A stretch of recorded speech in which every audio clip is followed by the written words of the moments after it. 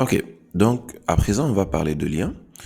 Donc les liens, on va dire que ce sont des éléments en HTML qui nous permettent en fait de passer d'une page HTML à une autre page. Donc par exemple, quand je viens ici sur le mot satire et que je clique là-dessus, et ben du coup, vous voyez que le chargement est en cours et que l'adresse a changé. Je suis sur une autre page. Donc l'élément qui nous permet de faire ce changement-là, c'est-à-dire passer d'une page à une autre, on va voir cet élément-là tout de suite. Je vais créer d'abord un nouveau fichier qu'on va appeler 4.lien.html. Donc on fait point d'exclamation entrée. On a la structure de base de notre page HTML. Donc juste pour faire comme ce qu'on a fait jusque-là, je mets ici lien. Donc tout ce qu'on a à faire pour mettre en place un lien, c'est de mettre le tag A. On fait notre tabulation pour nous faire aider par notre Visual Studio Code. Et puis voilà. Donc on a l'élément A. Donc l'élément A est constitué de quoi? On a une balise par là qui est ouvrante et puis on a une balise fermante. Et là on remarque que on a quelque chose de nouveau qu'on n'a pas vu dans les éléments précédents. Donc c'est le href. Le href, c'est tout simplement l'adresse où on doit se rendre une fois qu'on clique sur le contenu de notre élément. Donc je vais par exemple prendre cette adresse-là, on va copier, on va mettre ici, c'est la valeur de notre attribut, le href. Donc, je colle ça ici. Et puis, je mets par exemple satire. Donc, ça va nous amener vers cette page-là. Donc, je vais fermer cette page. Je vais fermer ça. On va faire notre go live. Voilà, le lien, il est là, satire. Donc, par défaut, le navigateur l'a directement met surligné. Voilà. Donc, si on clique là-dessus, voyons ce qui va se passer. Voilà. Donc, ça nous amène directement sur cette page, la page dont l'adresse on a mis pour la valeur du href.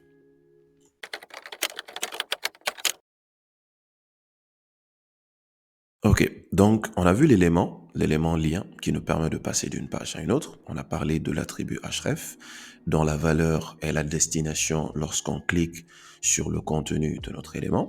Donc on va voir certains attributs, on va voir deux autres attributs supplémentaires. On va voir l'attribut title. Donc title c'est quoi? C'est ce qui s'affiche juste à côté de notre lien lorsqu'on met le curseur dessus. Présentement, quand je mets le curseur là-dessus et rien ne se passe, c'est-à-dire j'ai pas une description à côté.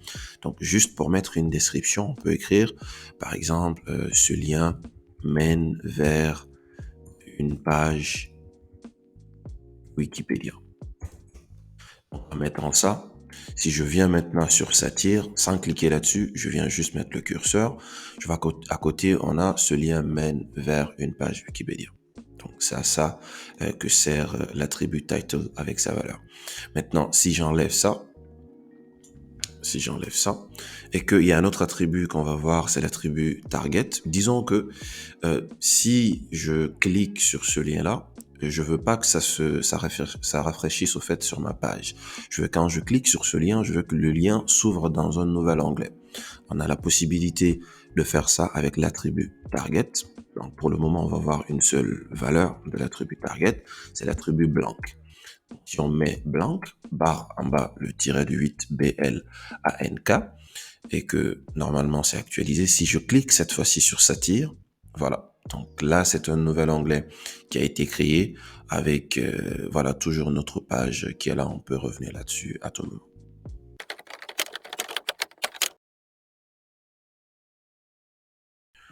Ok. Donc, imaginons que je vais essayer de mettre, fait beaucoup de contenu dans notre code. Je vais mettre paragraphe ici. Je vais mettre beaucoup de contenu. Je vais mettre l'orem, notre lorem. Je vais mettre lorem 50. Je vais juste ramener notre P à la ligne. Donc si je prends ça, il y a une façon de faire, de copier ça directement parce que j'ai envie de copier, j'ai envie de remplir le contenu ici de beaucoup de textes en fait pour vous montrer quelque chose. Donc pour faire ça, on a la possibilité euh, de sélectionner, on fait Alt Shift barre en bas, donc ça va nous copier le contenu qu'on a sélectionné autant de fois qu'on veut, donc on le fait descendre, comme ça. C'est Alt Shift avec le flèche du bas. Maintenant, ce que je veux vous montrer en faisant ça, c'est quoi? C'est que j'ai envie de mettre un lien en bas j'ai envie de mettre quelque chose en bas ici, un lien. Dès que je clique là-dessus, j'ai envie que le navigateur me ramène vers le haut de ma page. Donc, on va venir ici. Je vais mettre ce lien-là. Voilà, je mets A, je fais tabulation. Href, pour cela, on doit donner la valeur href, on doit mettre dièse top, bien on met tout simplement dièse, normalement ça marche, donc on va essayer avec dièse d'abord, donc on va vers le haut, vers le haut, vers le haut de la page. Ok, donc on vient ici, on va voir que le lien est là. Donc si je clique sur le lien, qu'est-ce qui va se passer? Ben, on a quitté le bas. C'est vrai qu'on n'a pas assez de contenu sur notre page. Notre page n'est pas assez... il n'y a pas assez de contenu, au fait, dans la longueur, je veux dire, pour faire la remarque de l'explication que je veux donner. Mais si vous remarquez là, on est en bas. On est complètement en bas. La barre qui est là, qui nous permet de défiler, est en bas. Si je clique là-dessus, si je clique sur vers le haut de la page, ça remonte automatiquement. Donc, ça nous amène en haut. Et on peut remplacer aussi le dièse par dièse top. Donc, ça va nous donner exactement le même résultat. Donc, si je viens cliquer là-dessus, ça nous ramène aussi vers le haut de notre page.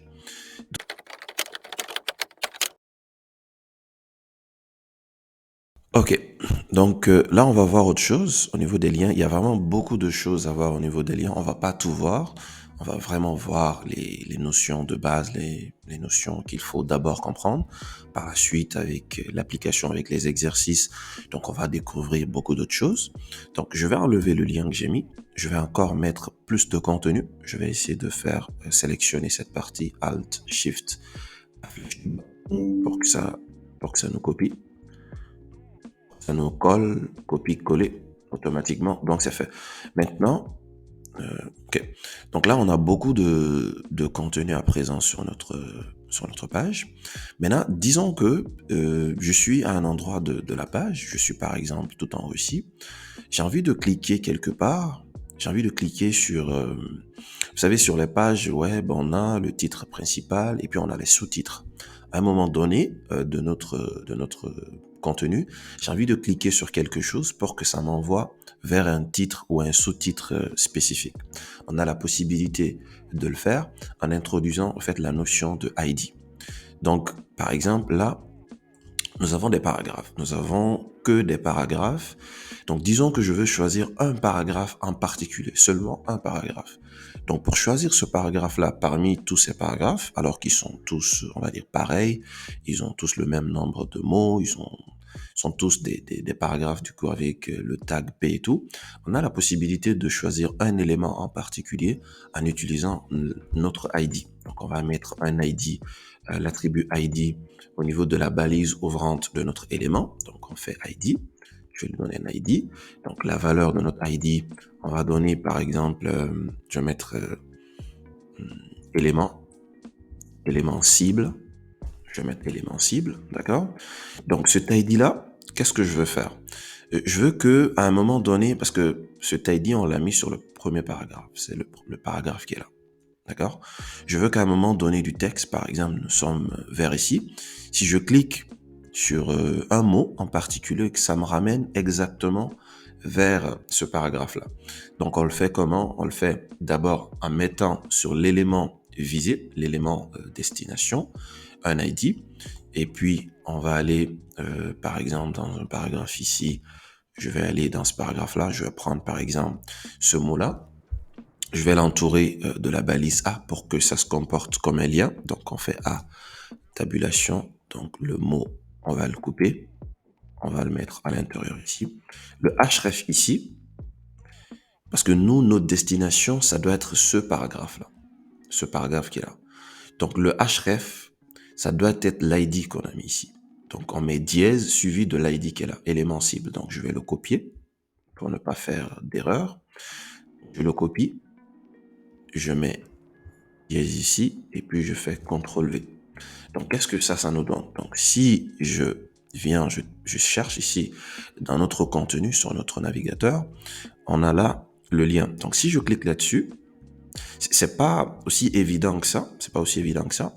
Mais si je clique là-dessus, ça nous ramène vers le contenu sur lequel l'ID est élément cible. Donc, le contenu sur lequel on a l'élément cible, c'est ce qui est là et c'est notre premier paragraphe. Bien sûr, ça nous fait sortir d'autres paragraphes, mais notre premier paragraphe, lui, le sort. Donc, et on peut aussi cibler, je veux dire, un autre paragraphe et un paragraphe du milieu de notre page. Par exemple, on va retirer l'ID ici. D'accord? Je vais couper. On va le mettre, disons, ici, dans ce paragraphe-là. Donc, toujours dans la balise ouvrante où on met les attributs. Donc, on fait ça. OK? Donc, on va revenir sur notre lien. Si je clique là-dessus cette fois-ci, vous voyez que nous ne sommes pas remontés jusqu'en haut. Parce que maintenant, l'ID, il a changé. L'ID, ça se trouve sur un paragraphe ici. On ne sait pas lequel exactement parce que tous les paragraphes se ressemblent.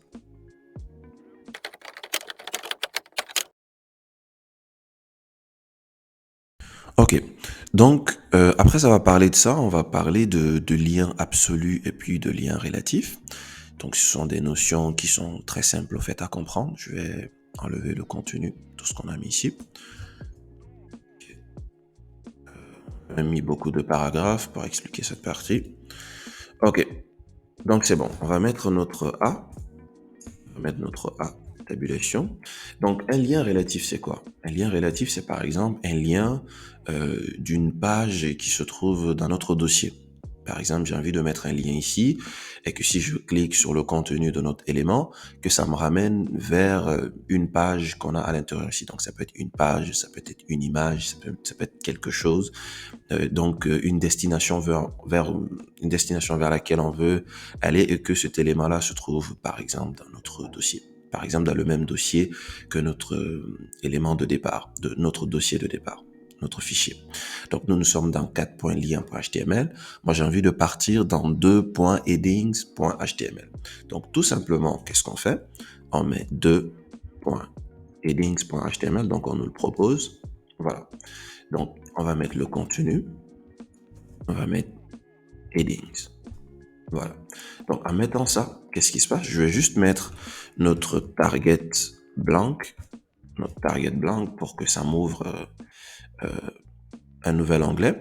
Donc, si je viens cliquer sur Headings, regardez ce qui va se passer. Voilà. Donc, ça nous met le contenu de notre Headings. Et dans notre Headings, c'est ce qu'on avait. Donc, c'est ce qui s'affiche ici. Donc, cette notion-là, c'est la notion de lien relatif ou URL relatif. Donc, URL absolu ou lien absolu, c'est lorsque nous avons notre destination, c'est par exemple, le fait, notre destination, c'est une page extérieure au contenu dans lequel nous sommes, le dossier dans lequel se trouve notre page, on va dire un site web.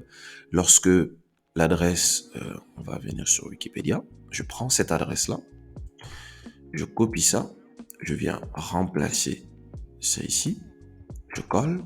Là, on a affaire à un lien qui est absolu. Parce qu'on a affaire à une adresse, si vous regardez l'adresse, elle est vraiment complète. On a le protocole, on a le nom de domaine, on a le nom du fichier, de la page et tout. Et puis, je vais juste venir ici. Je vais changer ça, par exemple, le headings. On va mettre Wikipédia. Donc, si je reviens sur ma page, donc ça a changé, maintenant c'est Wikipédia. Si on clique là-dessus, ça nous ramène vers cette page-là dont le lien est là. Donc là, on parle de lien absolu parce que c'est une adresse complète d'une page qui se trouve sur un site web. Et puis on parle de lien relatif ou bien on parle de URL relatif lorsque c'est relatif au fait à notre fichier, le fichier dans lequel nous sommes. Donc c'est vraiment un élément, un fichier qui se trouve dans le même dossier. Pas forcément dans le même dossier, ça peut être dans un autre dossier. Mais la différence, c'est que du coup, quand on met l'adresse au fait de notre URL relatif, on n'a pas besoin de mettre le HTTP, le protocole ou tout. Alors que lorsqu'on utilise une URL qui est absolue, on est obligé de mettre l'adresse au complet de la page web où est-ce qu'on veut aller ou bien du site web là où on veut se rendre.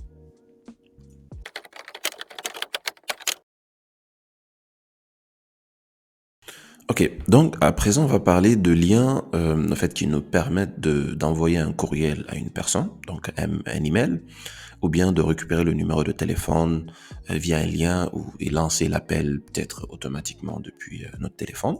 Donc on a la possibilité de le faire. Donc on met notre lien. donc le tag A, on fait la tabulation. On a la possibilité de le faire comment? Ici, on met mail to.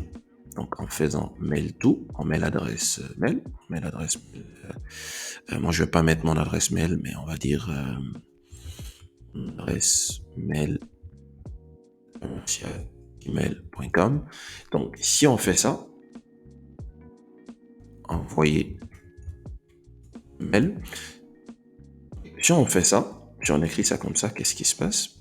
C'est que si quelqu'un vient sur notre page web et qu'il clique là-dessus, donc ça va ouvrir, le fait de cliquer sur ce lien, ça va ouvrir son application par défaut qui lui permet de communiquer par email, et notre adresse mail qu'on met ici va apparaître directement comme destinateur, et il pourra tout simplement en fait écrire le contenu de son mail automatiquement. Et si on veut faire la même chose avec le numéro de téléphone, donc on fait notre lien, ok, href cette fois-ci on met tel comme numéro de téléphone, et on met notre numéro de téléphone au complet. Donc on commence par l'indicatif plus, donc si voilà, on est sur un plus 212, plus 224 ou bien plus ce qu'on veut, on met l'indicatif, on met vraiment le numéro de téléphone au complet. Donc disons qu'on met plus 212, 5, 6, 9, 8, 7, 4, 5, 2, je pense que c'est bon. Si on fait ça et que le contenu, on met aimant, numéro de téléphone. On mettait ça, si on clique sur numéro de téléphone, du coup, ça va faire apparaître. Si je clique là-dessus, qu'est-ce qui se passe? On me dit d'autoriser à ce que, du coup, je puisse récupérer au fait le numéro de téléphone, mais je vais pas le faire. Mais il faut savoir que c'est comme ça que ça fonctionne. Donc, si on veut mettre notre adresse de courriel sur le dossier, notre adresse mail, et si on veut mettre aussi le numéro de téléphone pour que quelqu'un puisse nous contacter.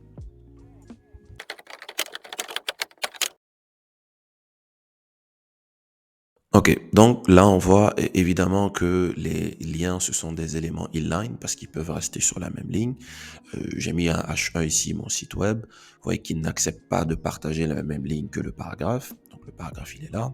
Le paragraphe non plus, dès qu'on met un élément après, il n'accepte pas de partager la même ligne. Donc le lien il est passé à la ligne.